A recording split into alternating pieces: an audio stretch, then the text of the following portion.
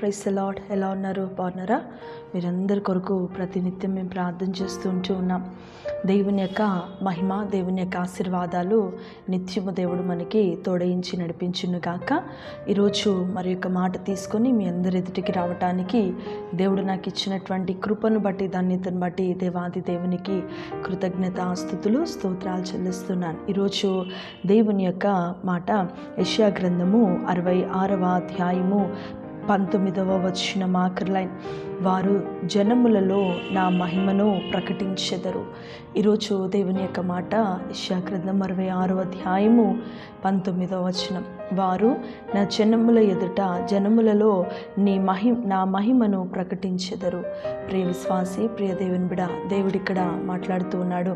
దేవుడు అంటున్నాడు, వారు జనములలో నా మహిమను ప్రకటించెదరు. దేవుని యొక్క మహిమను మనం ప్రకటించే వారముగా మనం ఉంటూ ఉంటాం. ఇక్కడ ఈ యొక్క వచనాన్ని మనం ధ్యానం చేసినప్పుడు ఇక్కడ చాలా విషయాలు రాయబడుతూ ఉన్నాయి. ఒక సూచక క్రియ జరిగించెదను, వారిలో తప్పించుకొనిన వారు విల్లుకాండై. చాలా విషయాలు ఇక్కడ మాట్లాడుతూ ఉన్నాడు. ఏంటంటే ఇక్కడ ఒక సూచక క్రియ నేను జరిగిస్తాను, ఒక మహత్ కార్యము నేను జరిగిస్తాను. అది జరిగించినప్పుడు నేను ఏది చేయబోతున్నానో దాని విషయమై నా ప్రజలు అనేకులకు నా యొక్క మహిమను ప్రకటిస్తారు. అంటే అనేకులకు సాక్షులుగా నిలబడతారు, అనేకులకు దీవెనకరంగా నిలబడతారు, అనేకులకు నా మహిమను ప్రకటిస్తారు. నేనేమై ఉన్నానా, నా మహిమ ఏమై ఉంటూ ఉన్నదా, నేను ఎట్లాంటి కార్యాలు నేను దేవుని యొక్క సన్నిధిలో వారి జీవితంలో నేను చేయగలనా అనేటువంటిది దేవుడు వారికి తెలియజేస్తాను అని చెప్పేసి ఉంటూ ఉన్నాడు.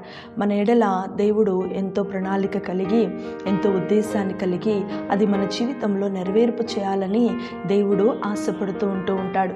మనము దాని విషయమై గోచాడినప్పుడు, ప్రార్థన చేసినప్పుడు, క్రియను చూపించినప్పుడు దేవుడు మన ప్రతి ఒక్క అవసరతను ఆయన తీర్చగలిగేటువంటి దేవుడు మన దేవుడై ఉన్నాడు. ఆయన మన ప్రతి ఒక్క అవసరతను తీరుస్తూ ఆయన మనల్ని బలపరిచేటువంటి దేవుడు మన దేవుడై ఉంటూ ఉన్నాడు కదా. ఆయన అవసరతలు తీర్చిన తర్వాత మనము చేయాల్సినది ఏంటి అంటే దేవునికి మనం కృతజ్ఞతాస్తుతులు చెల్లిస్తూ దేవుని యొక్క మహిమను మనం అనేకులకు ప్రచారము చేస్తూ దేవుని యొక్క మహిమను మనం ప్రకటించేటువంటి వారముగా మనం ఉన్నప్పుడు దేవుడు మనల్ని ఇంకా ముందుకు నడిపించేటువంటి దేవాది దేవుడై ఉన్నాడు. ఎప్పుడైతే మనం దేవుని సన్నిధిలో నిలబడతామో, దేవుని వైపు మనం చూస్తామో, దేవుడు అద్భుతమైన కార్యములు, అద్భుతమైనటువంటి కృప మన జీవితంలో ఆయన చేసి చూపించడానికి దేవాది దేవుడు సిద్ధంగా ఉన్నాడు. కాబట్టి నీ పరిస్థితి వైపు కానీ, నీ యొక్క స్థితి వైపు కానీ కాకోకుండా దేవుని వైపు చూడు. ఆయన సన్నిధిలో నువ్వు పోరాడు. దేవుడు ఖచ్చితమైన జయమును, విశ్వాసమును దేవుడు నిన్ను నింపుతాడు. అద్భుతమైన సాక్ష్యము, ఆయన నామాన్ని మహిమపరిచేటువంటి వాడవుగా, దానవుగా, ఆయన నామాన్ని ఘనపరిచేటువంటి వాడవుగా నువ్వు ఉండాలని దేవుడు ఆశపడుతూ ఉన్నాడు. కాబట్టి నిన్ను అలా చేయాలని దేవుడు ఇష్టపడుతూ ఉన్నాడు. నిన్ను అలా ఉంచాలని దేవుడు కోరుకుంటూ ఉన్నాడు. నువ్వు కూడా అలానే ఉండాలని ఆయన యొక్క ఉద్దేశమై ఉన్నది. నువ్వు అలా జీవించు. దేవుని యొక్క కార్యములు, దేవుని యొక్క మహిమ నీ జీవితంలో దేవుడు జరిగిస్తూ ఉంటాడు. దేవుడు నిన్ను, నీ కుటుంబాన్ని దీవించును గాక. ప్రార్థన చేసుకుందాం. ప్రభువా, నీకు వందనాలు చెల్లిస్తున్నాను తండ్రి. ఈ యొక్క ఉదయకాల సమయంలో మేమందరం నీ వైపు మేము చూస్తూ ఉన్నాం. నీ సన్నిధిని, ప్రసన్నతను మా పెంచి నువ్వు మాకు తోడయండి, మమ్మల్ని నడిపించి మమ్మల్ని బలపరచమని మేము ప్రార్థిస్తున్నాం. ప్రభా, దీవించండి నాయన, ఆశీర్వదించండి.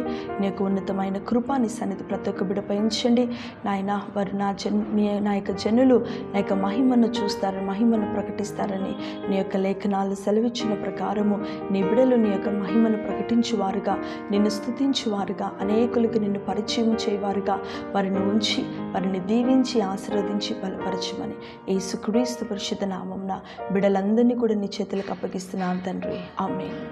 Praise Lord. మా దేవుడు మిమ్మల్ని, మీ కుటుంబాలను దీవించును గాక. ఆమేన్.